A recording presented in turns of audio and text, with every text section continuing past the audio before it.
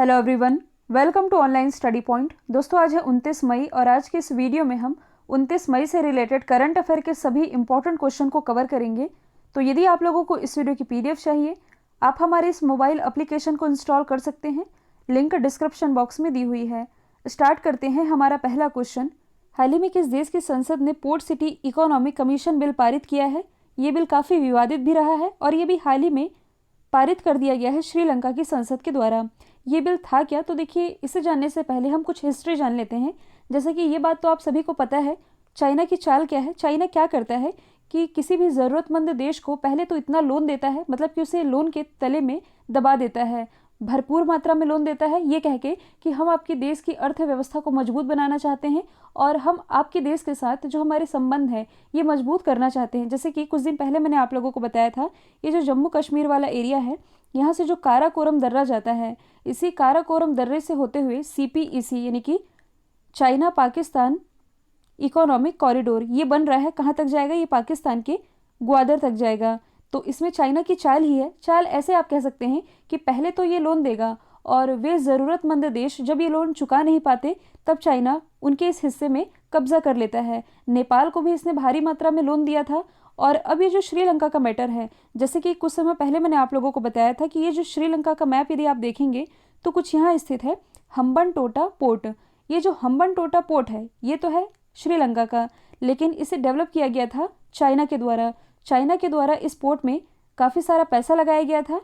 तो अब श्रीलंका क्या हुआ कि इसके कर्ज के नीचे दब गया, तो ये पैसा चुका नहीं पाया। और अब चाइना ने क्या किया है, हालांकि ये पुरानी न्यूज़ हो गई, इस हम्बनटोटा पोर्ट को 99 साल के लिए यानी कि 99 ईयर के लिए लीज पर ले लिया है। किससे? श्रीलंका से। तो अभी तो चाइना ने इसे लीज पर लिया है, लेकिन आने वाले समय में ऐसा भी हो सकता है कि चाइना श्रीलंका से इसके इस पोर्ट को हथिया भी सकता है। तो भविष्य किसने देखा है? चाइना की चाल तो आप समझते ही हैं। तो ये तो बात हो गई पुरानी। आज हम जिस बिल की बात कर रहे हैं that is port city economic commission bill. ये क्या है? ये काफ़ी विवादों में रही है। तो देखिए, बात यह है कि श्रीलंका के पास समुद्र के पास की जो 269 यानी कि 269 हेक्टेयर की जो भूमि है, इसे स्पेशल इकोनॉमिक जोन यानी कि विशेष आर्थिक क्षेत्र के रूप में घोषित किया जाएगा। और आप सभी जानते हैं किसी भी देश की अर्थव्यवस्था को बढ़ाने में स्पेशल इकोनॉमिक जोन का काफ़ी महत्व होता है। तो यहाँ से मैं आप लोगों को ये बताना चाह रही हूँ कि ये जो बहुत सुंदर शहर है जो कि श्रीलंका में बसाया जाएगा, ये किसके द्वारा बसाया जा रहा है? ये बसाया जा रहा है चाइना के द्वारा। इसका मतलब ये नहीं कि चाइना यहाँ हक जमाएगा। चाइना ने श्रीलंका वालों से ये कह दिया है कि पूरा शहर हम आप लोगों को बना कर देंगे ताकि आपके देश की अर्थव्यवस्था ये आगे बढ़ सके। तो चाइना की चाल कुछ लोग तो समझते हैं श्रीलंका में। इसके लिए वोटिंग भी हुई थी जिसमें कि इसके पक्ष में 149 वोट पड़े थे और 58 वोट इसके विपक्ष में पड़े थे। तो हुआ क्या था कि लास्ट मंथ ही, मतलब कि 8 अप्रैल को जब ये बिल यहाँ की संसद में पेश किया गया था, तब इस पर काफ़ी विवाद भी हुआ था, जिसके कारण इस बिल के खिलाफ यहाँ के जो सुप्रीम कोर्ट है, यहाँ 19 याचिकाएं भी दर्ज की गई थी। लेकिन अब तो इस बिल को पारित कर दिया गया है, तो इसका कोई फ़ायदा बनता नहीं है। इनमें से कुछ लोग हैं जो कि ये बात भली भांति जानते हैं कि ये चाइना की चाल ही है। चाइना की चाल क्या है कि ये पहले तो श्रीलंका में भारी मात्रा में इन्वेस्ट करेगा। आप जान सकते हैं कि ये जो प्रोजेक्ट है इसके लिए चाइना यहाँ 1.4 बिलियन, मतलब कि बिलियन में निवेश कर रहा है। 1.4 बिलियन डॉलर इतने का ये निवेश कर रहा है श्रीलंका में। तो इसका भी स्वार्थ है। स्वार्थ ये है ताकि ये अपनी जो सिल्क रोड परियोजना है इसमें इसका इस्तेमाल कर सके। तो अभी तो ये श्रीलंका को भारी मात्रा में धन दे रहा है कि हम आपकी अर्थव्यवस्था को बढ़ाएंगे, लेकिन ऐसा ना हो कि श्रीलंका को अपना अहम हिस्सा अपने देश से गंवाना पड़ जाए। और इसलिए ये जो बिल पारित किया गया है इसे श्रीलंका की अब तक की सबसे बड़ी गलती माना जा रहा है। खैर, देखना ये होगा कि आगे इसका क्या निर्णय निकल करके सामने आता है। यदि हम बात करें श्रीलंका की, इसकी कॉमर्शियल कैपिटल है कोलंबो, एग्जीक्यूटिव कैपिटल है जयवर्धनेपुरम कोट्टे, यहाँ के प्रेसिडेंट है गोटबाया राजपक्षे और प्राइम मिनिस्टर है महिंद्रा राजपक्षे। ये दोनों ही भाई भाई हैं। भारत और श्रीलंका के बीच में एक स्ट्रेट है जिसका नाम है पाक स्ट्रेट। अगला है, हाल ही में किस राज्य के राज्यपाल ने संपत्ति क्षति वसूली विधेयक 2021 को मंजूरी दी है? ये भी हाल ही में हरियाणा के जो राज्यपाल हैं सत्यदेव नारायण आर्य, इनके द्वारा मंजूरी दे दी गई है। और कुछ इसी तरह का फैसला उत्तर प्रदेश गवर्नमेंट के द्वारा भी किया गया था। अब ये है क्या? संपत्ति क्षति वसूली विधेयक। तो कहने का मतलब है, जैसा कि आप सभी जानते हैं कि कभी कभी जब आंदोलन होता है, कई लोग धरना प्रदर्शन पर बैठते हैं, तो प्रदर्शन के दौरान कई लोग क्या करते हैं कि सरकारी संपत्ति को नुकसान पहुंचाते हैं, कई बार बस जला देते हैं और जो भी सरकारी संपत्ति होती है इसे भारी मात्रा में नुकसान उठाना पड़ता है। तो इस विधेयक के पारित होने के बाद क्या होगा कि जिसने भी ये नुकसान किया है इसका हर्जाना उसी व्यक्ति से वसूला जाएगा। और ये विधेयक तो 18 मार्च को ही विधानसभा में पारित हुआ था, लेकिन अब यहाँ के जो राज्यपाल है सत्यदेव नारायण आर्य, इनके द्वारा इसमें फाइनली हस्ताक्षर कर दिए गए हैं। हरियाणा की यदि हम बात करें तो इसकी राजधानी चंडीगढ़, जो कि पंजाब की भी राजधानी है। मुख्यमंत्री मनोहर लाल खट्टर। नेशनल पार्क हैं कलेसर, सुल्तानपुर। एनीमिया मुक्त भारत सूचकांक में हरियाणा टॉप पर है। प्रोजेक्ट एयर केयर की शुरुआत गुड़गांव से की गई है। और जो एयर टैक्सी, जैसे कि आप रोड में टैक्सी बुक करते होंगे ना, सेम उसी तरह से एयर टैक्सी मतलब कि हेलीकॉप्टर के माध्यम से एक स्थान से दूसरे स्थान तक पहुंचा जा सकेगा। इसी तरह की एक एयर टैक्सी ये हिसार से शुरू की गई है। और ऑक्सीजन ऑन व्हील्स पहल की शुरुआत ये की गई है करनाल जिला प्रशासन के द्वारा। अगला है हाल ही में सबसे तेज़, देखिए यहाँ टाइपिंग मिस्टेक है, इस क्वेश्चन को मैं PDF में मॉडिफाई कर दूंगी। क्वेश्चन है कि हाल ही में सबसे तेज़ यानी कि 26 घंटों में एक महिला के द्वारा दुनिया की सबसे ऊंची चोटी, जिसका नाम है माउंट एवरेस्ट, इस पर चढ़ाई की गई है। इन महिला का नाम क्या है? तो इनका नाम है सांग यिंग हंग, जो कि बिलोंग करती हैं हांगकांग से। इन्होंने लगभग मतलब कि इनका तीसरा प्रयास था, जिसके अंतर्गत इन्होंने 25 घंटे और 50 मिनट लगभग 26 घंटे में इन्होंने माउंट एवरेस्ट पर चढ़ाई कर ली है। और इसके पहले 2017 में ये माउंट एवरेस्ट पर चढ़ाई करने वाली हांगकांग की पहली महिला भी बनी थी।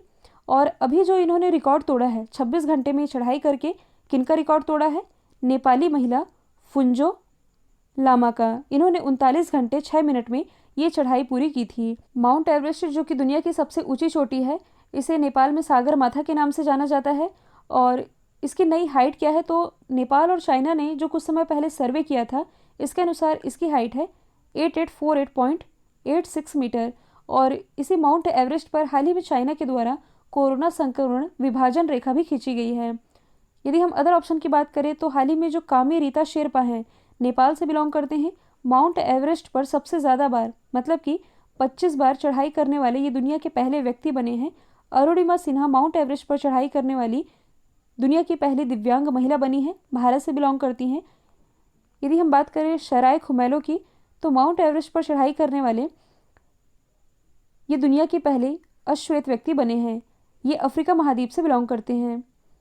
अगला है किस राज्य के मुख्यमंत्री ने स्मार्ट किचन योजना की शुरुआत की है, मतलब की घोषणा की है? तो ऐसी घोषणा हाल ही में केरल गवर्नमेंट के द्वारा की गई है। और केरल में ये जो स्मार्ट किचन योजना है, इसकी शुरुआत 10 जुलाई से की जाएगी। इस योजना के तहत केरल की जो महिलाएं हैं, इन्हें रसोई घर के नवीनीकरण के लिए लोन भी प्रोवाइड कराया जाएगा। और ये जो लोन है ये कम ब्याज दर पर उपलब्ध कराया जाएगा। यह जो योजना है ये महिलाओं के घरेलू श्रम के कार्यभार को कम करने में हेल्प कर सकेगी। इसी पर्पज से यहाँ लाया जा रहा है स्मार्ट किचन योजना। केरल की राजधानी तिरुअनंतपुरम, जहाँ भारत का पहला स्पेस टेक पार्क स्थापित किया गया है। दोबारा से मुख्यमंत्री बन गए हैं पिनरई विजयन। राज्यपाल है आरिफ मोहम्मद खान। मुख्य न्यायाधीश है S मणिकुमार। यहाँ की राजभाषा मलयालम, लोक नृत्य कथकली और मोहिनी अट्टम। देखिए मसालों के उत्पादन में पहले तो केरल पहले था, अब गुजरात ये मसालों के उत्पादन में पहले स्थान पर आ गया है। साथ ही सब्जियों के लिए MSP तय करने वाला ये भारत का पहला राज्य है। डिजिटल एजुकेशन वाला भारत का पहला राज्य ये भी केरल बना है। साथ ही हाल ही में केरल के अलापुझा में भारत का पहला लेबर मूवमेंट म्यूजियम, इसकी भी स्थापना की गई है। अगला है केंद्रीय महिला एवं बाल विकास मंत्रालय के द्वारा सरकार कितने देशों में अपने दूतावासों में वन स्टॉप सेंटर खोलेगी? तो ये खोला जाएगा कुल 9 देशों में।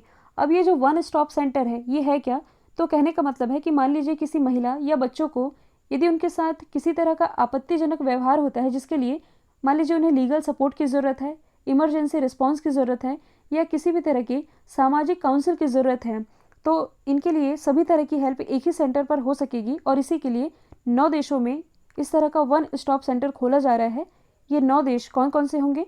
Bahrain, Kuwait, Oman, Qatar, UAE, Australia, Canada, Singapore और सऊदी अरब। तो वन स्टॉप सेंटर का पर्पस क्या है? महिला विरोधी हिंसा से निपटना है। और इन देशों में तो खोला जाएगा, साथ ही भारत में यदि देखा जाए तो 300 वन स्टॉप सेंटर खोले जाने हैं। हाल ही में किस भारतीय को स्पेन के सर्वोच्च सम्मान से सम्मानित किया गया है? तो हाल ही में भारत के जो अमर्त्य सेन हैं, प्रसिद्ध अर्थशास्त्री हैं, इन्हें हाल ही में स्पेन के सामाजिक विज्ञान श्रेणी में प्रिंसेस ऑफ ऑस्ट्यूरियस अवार्ड से सम्मानित किया गया है। इसके लिए 20 देशों के 41 उम्मीदवारों को चुना गया था, जिसमें कि इसमें विनर कौन रहे हैं?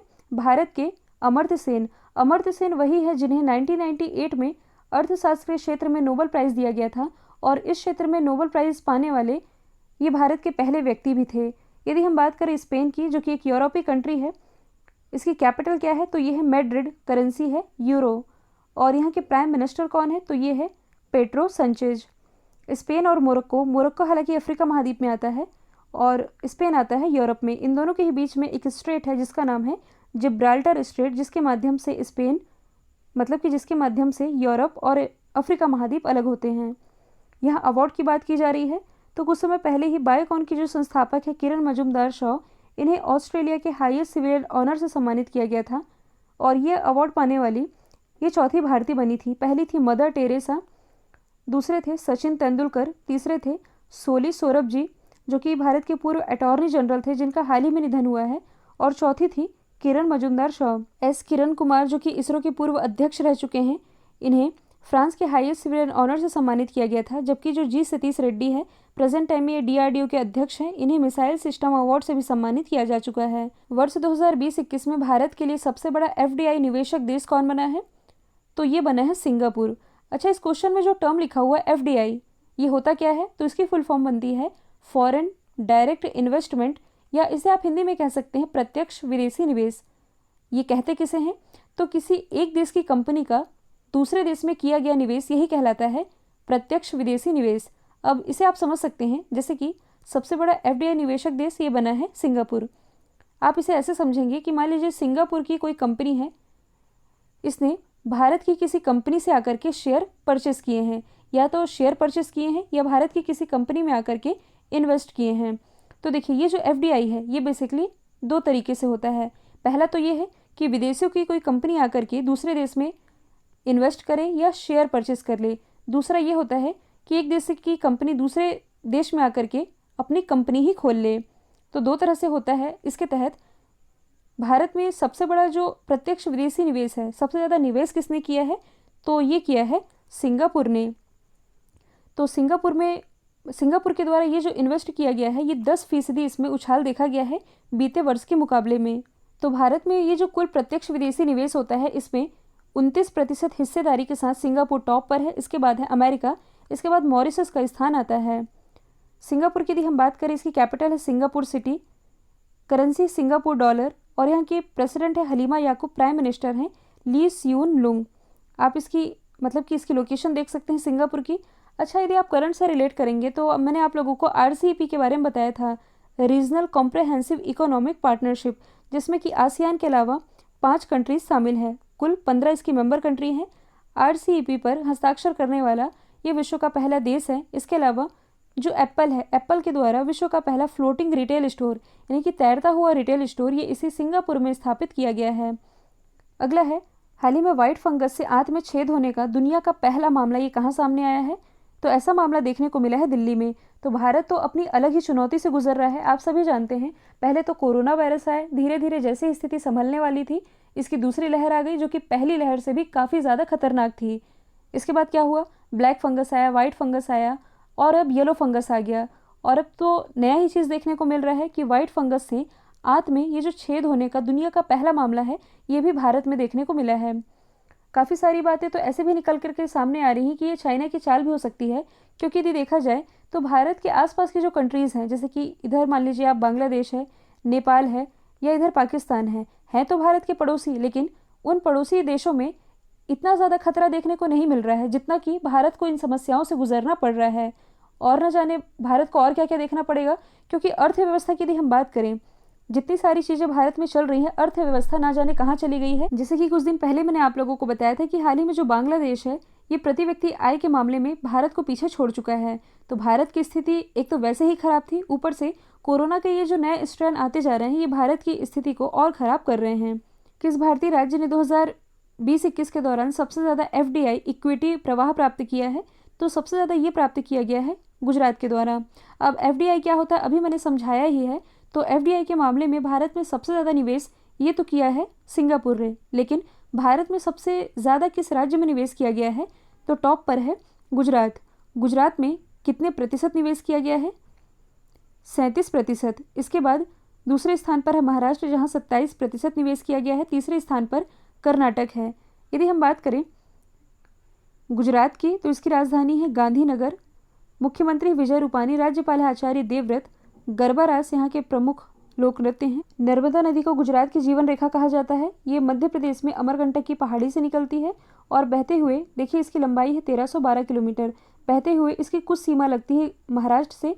इसके बाद ये गुजरात से बहती हुई खंबात की खाड़ी में आकर के गिर जाती है। नेशनल पार्क है Gir Vansda blackbuck marine. Bharat का सबसे बड़ा हॉस्पिटल हार्ट हॉस्पिटल अहमदाबाद में। भारत की पहली सी प्लेन सर्विस अहमदाबाद में। भारत का पहला समुद्री संग्रहालय लोथल में। और इसके अलावा दुनिया का जो सबसे बड़ा टॉय म्यूज़ियम है, ये भी कहाँ बनाया जाएगा? गुजरात में। भारत का नहीं, विश्व का जो सबसे बड़ा क्रिकेट स्टेडियम है, कहाँ स्थापित किया गया है? अहमदाबाद में, जिसका नाम मोदी स्टेडियम रखा गया है।